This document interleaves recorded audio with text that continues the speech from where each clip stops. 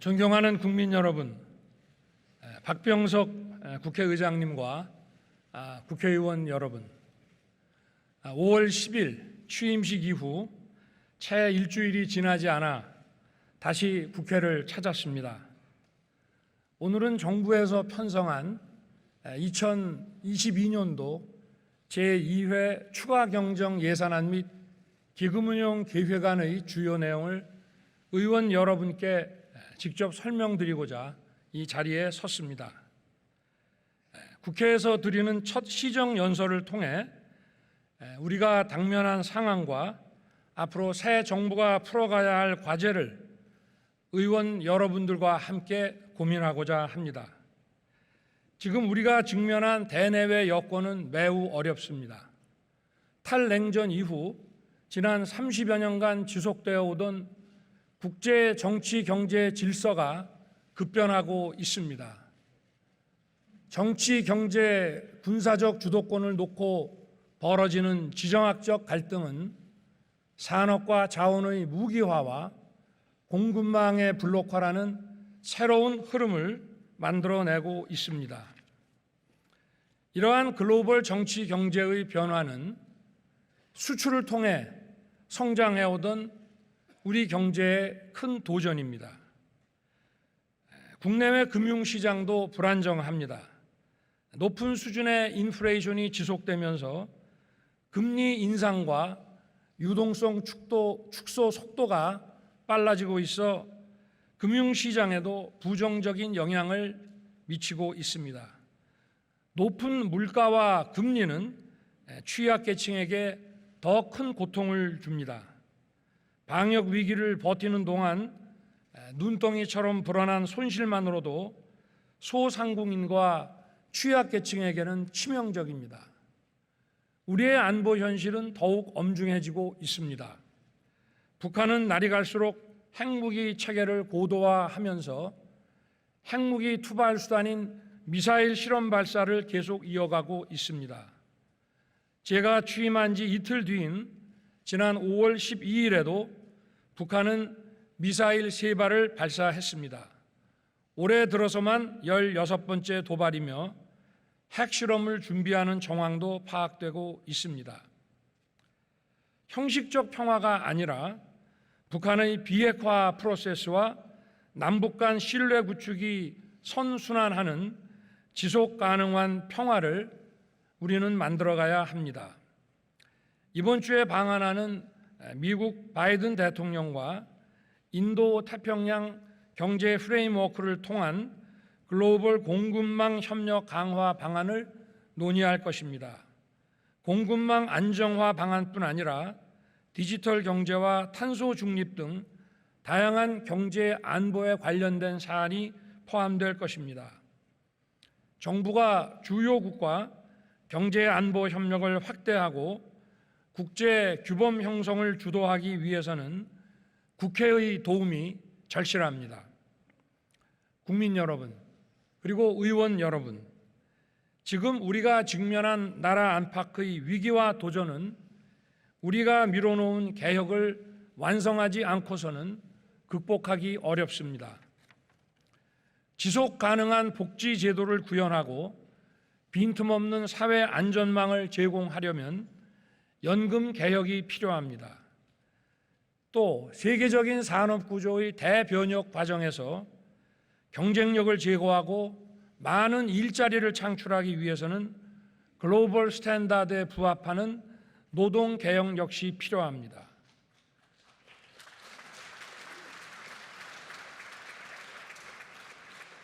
우리 학생들에게 기술 진보 수준에 맞는 교육을 공정하게 제공하려면 교육 개혁 역시 피할 수 없는 과제입니다.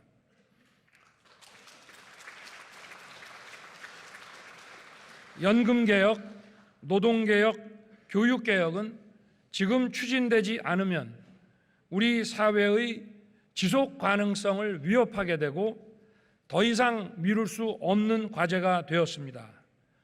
정부와 국회가 초당적으로 협력해야 합니다.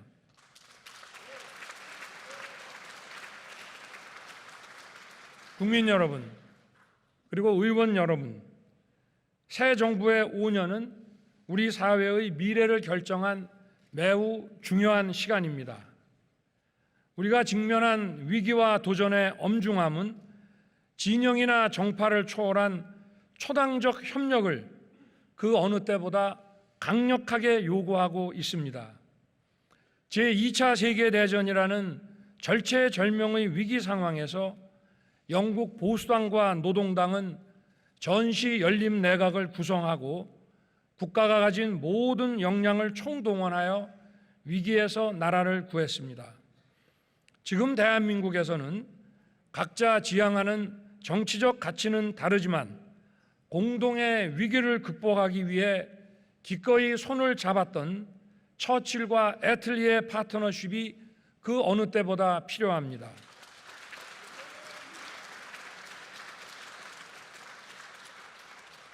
진정한 자유민주주의는 바로 의회주의라는 신념을 저는 가지고 있습니다. 의회주의는 국정 운영의 중심이 의회라는 것입니다.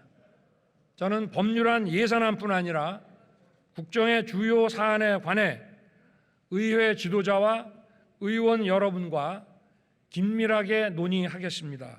그리고 그래야 마땅하다고 생각합니다. 존경하는 의원 여러분, 오늘 제가 제안 설명드릴 추경안은 우리 앞에 놓인 도전을 의회주의 원리에 따라 풀어가는 첫 걸음으로서 의미가 크다고 생각합니다. 정부가 이번 추경안을 편성하는 과정에서 고려한 것은 소상공인의 손실을 온전히 보상하고 민생 안전을 충분히 지원하면서도 금리, 물가 등 거시경제 안정을 유지하면서 재정의 건전성도 지켜야 한다는 점이었습니다. 이번 추경의 총 규모는 59조 4천억이지만 지방정부 이전분 23조 원을 제외하면 중앙정부는 총 36조 4천억 원을 지출하게 됩니다. 이러한 재원을 조달하기 위해서 정부는 전년도 세계잉여금 등 가용재원 8조 1천억과 금년도 지출 구조 조정에 의한 예산 절감액 7조 원을 활용하였고 나머지 21조 3천억은 금년도 초과 세수 53조 3천억 원 중에 일부를 활용하였습니다. 초과 세수의 나머지 재원은 앞서 말씀드린 지방재정의 23조 원, 국가 채무 감축에 9조 원을 쓰도록 하겠습니다. 이제 정부가 금년 추경을 통해 추진하고자 하는 주요 예산 사업에 대해 간략히 설명드리겠습니다. 첫째, 소상공인의 손실에 대해 온전하게 보상하겠습니다. 지난 2년간 코로나 방역 조치에 협조하는 과정에서 소상공인을 중심으로 막대한 피해가 발생하였고 우리 민생 경제는 지금 위기에 빠져 있습니다. 이렇게 발생한 손실을 보상하는 일은 법치 국가의 당연한 책무라고 사료됩니다. 또한 적기에 온전한 지원이 이루어지지 않으면 어렵게 버텨왔던 소상공인이 재기불능에 빠지고 결국 더 많은 복지 재정 부담으로 돌아올 것이 명백합니다.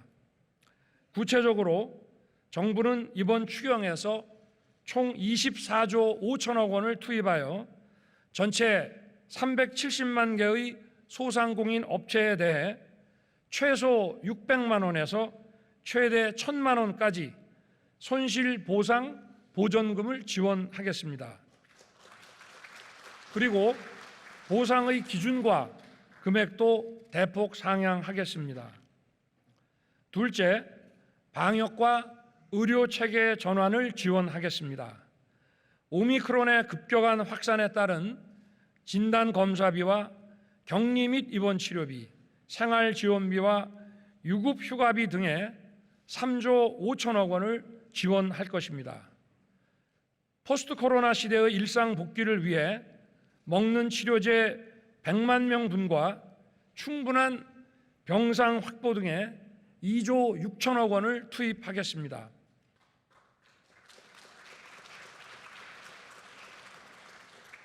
마지막으로 물가 등 민생 안전을 위해 총 3조 1천억 원을 지원하겠습니다.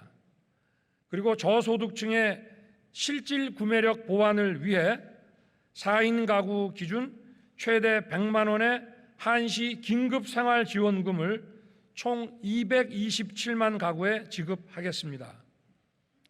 그리고 서민을 위한 저금리 대출 지원, 냉난방 부담 완화를 위한 에너지 바우처, 대학생들에 대한 근로장학금, 장병들의 급식비 인상 등 현재 인플레이션으로 어려움을 겪고 계신 분들을 꼼꼼하게 살펴서 지원하겠습니다.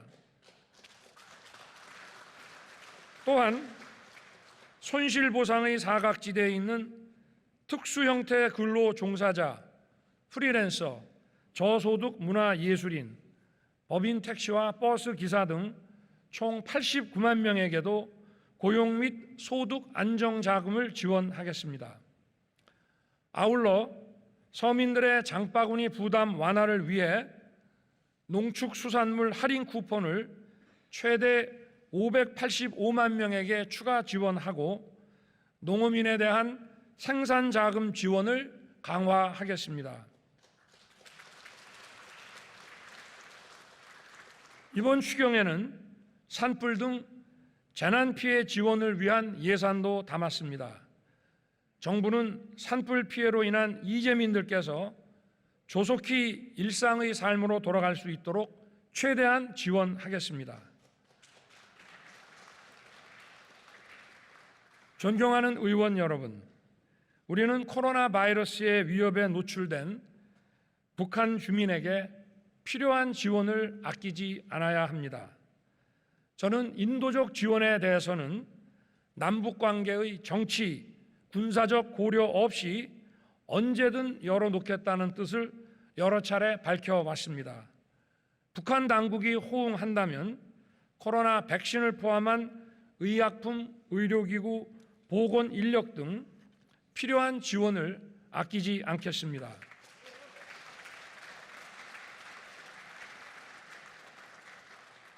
존경하는 국민 여러분, 그리고 국회의장님과 국회의원 여러분, 우리 국민은 위기 때마다 힘을 모았습니다. 우리 국민은 모두가 힘들었던 코로나 상황 속에서 너나 할 것 없이 이웃들을 보호하기 위해 자신의 피해는 기꺼이 감내하였습니다. 이제는 정부와 국회가 나설 때입니다. 국민의 희생이 상처가 아닌 자긍심으로 남도록 마땅히 보답해야 한다고 생각합니다. 이번 추경안은 소상공인에 대한 손실보상과 서민 생활의 안정을 위한 중요한 사업들을 포함하고 있습니다. 민생 안정이 그 어느 때보다 시급하다는 점을 고려하여 추경이 이른 시일 내에 확정될 수 있도록 국회의 협조를 간곡히 부탁드립니다. 그리고 추가 경정 예산안뿐 아니라 다른 국정 현안에 관해서도 존경하는 의원 여러분께서 깊은 관심을 가지고 도와주실 것을 부탁드립니다. 우리는 여야가 치열하게 경쟁하면서도 민생 앞에서는 초당적 협력을 통해 위기를 극복해온 자랑스러운 역사가 있습니다. 존경하는 박병석 국회의장님, 그리고 의원 여러분, 오늘 이 자리가 우리의 빛나는 의회주의 역사에 자랑스러운 한 페이지로 기록되기를 저는 희망합니다. 감사합니다.